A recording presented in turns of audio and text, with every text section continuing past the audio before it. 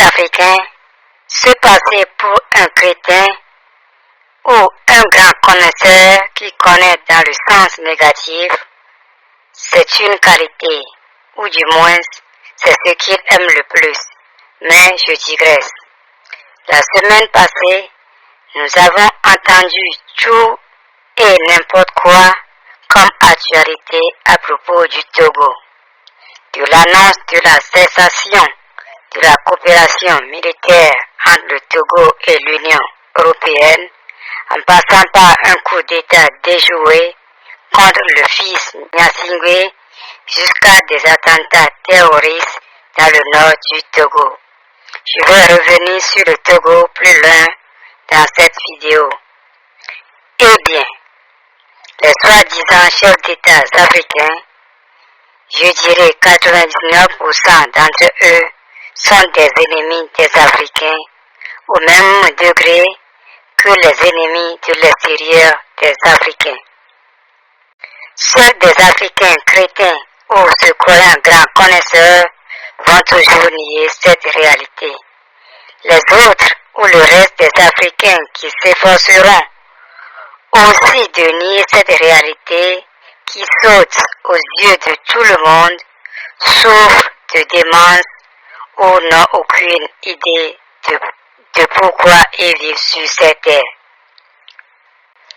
Les Africains sont plus humains et plus civilisés que les leucodermes d'Occident et tout le monde partout sur la terre. C'est un fait. Ainsi, nous ne devons en aucun cas chercher à prouver quoi que ce soit à nos ennemis. Plutôt, nous devons toujours faire tout et tout pour éloigner nos ennemis loin de nous et surtout ne rien accepter d'eux. Quelle leçon le Burkina Faso, par exemple, donne-t-il aux enfants burkinabés en acceptant 10 millions de dollars de la part des États-Unis lorsqu'il se reconnaît que les États-Unis activement travaillent toujours pour empêcher le développement du Burkina Faso? Les leucodermes occidentaux et les autres ne sont pas plus intelligents que les Africains pour que les Africains se laissent toujours maltraiter et duper par ceux-ci. Les Africains dans certains pays africains doivent-ils se préoccuper des massacres de plus en plus quotidiens de leurs militaires et soldats par des ordres terroristes financés par des impérialistes occidentaux? Si nous répondons par oui, ça veut dire que nous plaçons la vie de ces militaires ou soldats au même niveau que la vie de leurs concitoyens innocents civils qui n'hésitent souvent pas à arracher sous un simple ordre des soi-disant présidents africains et leurs acolytes. Cette semaine, en Ouganda par exemple, le soi-disant président Yoweri Museveni a osé dire à ses concitoyens qui voulaient protester contre la corruption et une prétendue campagne forcée de vaccination, ceci: vous jouez avec le feu et vous allez durement le regretter si vous pensez que vous aussi, vous pouvez manifester en Ouganda comme les Kenyans le font au Kenya. Cette phrase seule suffit à dire que Yoweri Museveni considère l'armée ougandaise comme sa propriété privée, car la vaste majorité des militaires et soldats dans les pays africains sont comme des moutons de Panurge qui ne réfléchissent pas avant d'exécuter des ordres qu'ils reçoivent. Devant une telle réalité indéniable qui existe dans les pays africains, voulez-vous toujours que les Africains pleurent pour les militaires et soldats africains qui sont massacrés par des terroristes? Comme je le disais au début de cette vidéo, l'annonce périodique des attentats terroristes au Togo, l'annonce périodique d'un éloignement du régime France-africain des Gnassingbé de ses maîtres occidentaux où l'annonce périodique des coups d'État déjoués contre Gnassingbé fils sont en fait des non-événements qui ne doivent aucunement préoccuper des Africains intelligents et bien avertis des souffrances que les militaires africains aiment souvent créer à leurs concitoyens. Comme en Guinée, le régime brutal france-africain de père en fils de Gnassingbé et ses maîtres impérialistes occidentaux se servent jusqu'ici de ces non-événements ou événements fabriqués de toutes pièces pour faire de la diversion et pour faire perdurer le régime rétrograde et anti-togolais de Gnassingbé. Il est grand temps que les Africains se réveillent, sinon il sera trop tard. Que les Africains arrêtent d'être de gros enfants qui venaient des faux panafricanistes, des opportunistes et des évangélistes ou pasteurs d'église devenus des soi-disant analystes politiques sur les réseaux sociaux. Les Africains doivent arrêter d'être des dupes ou des créatures sans cesse crédules et manipulables par les autres sur la terre. Plusieurs officiers et soldats sont arrêtés à Lomé et surtout à Kara depuis le week-end, en marge des luttes Evala. Dans les arcanes du pouvoir, des bruits courent qu'une opération de neutralisation d'une cible était prévue le dimanche 14 juillet 2024 au second jour des luttes Evala en pays Kabylie. C'est d'abord un civil, le sulfureux Jean-Claude Montechaud, militant RPT/UNIR, connu pour son zèle et son rôle macabre dans les événements de 2005, 2012 et 2017 qui a été appréhendé samedi soir. Une perquisition à des lieux qu'il fréquente régulièrement a permis de découvrir des armes. Nos sources renseignent que le chef-corps du régiment parachutiste commando du camp Lanja à Kara, le colonel Ali Bouakibé sur la photo avec Forgue Gnassingbé, a été arrêté, avant d'ajouter que plusieurs officiers supérieurs et civils seraient arrêtés, et d'autres en fuite.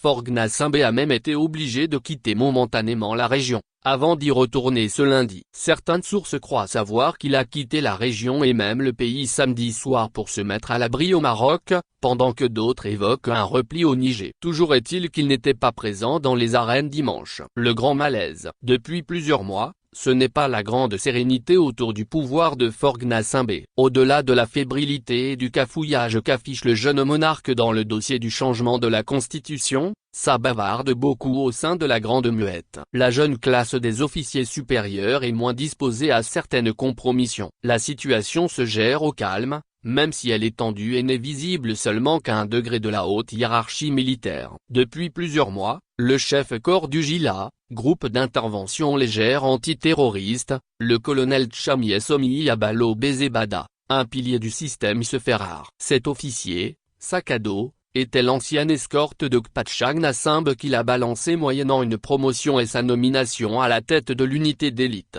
Connu pour ses exactions envers les civils, il a été très actif dans l'arrestation et les brimades envers les militants de l'opposition pendant les événements de 2017 comme on peut l'apercevoir sur l'image. Il a également contribué à balancer, selon des sources, un certain général Félix Kadanga dont il était proche. Depuis il serait en froid avec le locataire de la Marina même si officiellement il n'est pas encore remplacé à la tête du GILA. Tous les renseignements sont mis à contribution pour évaluer l'ampleur du complot et le degré des implications de ce qui a failli se produire ce week-end à Kara, confie une source, qui précise que les arrestations continuent et les désertions aussi.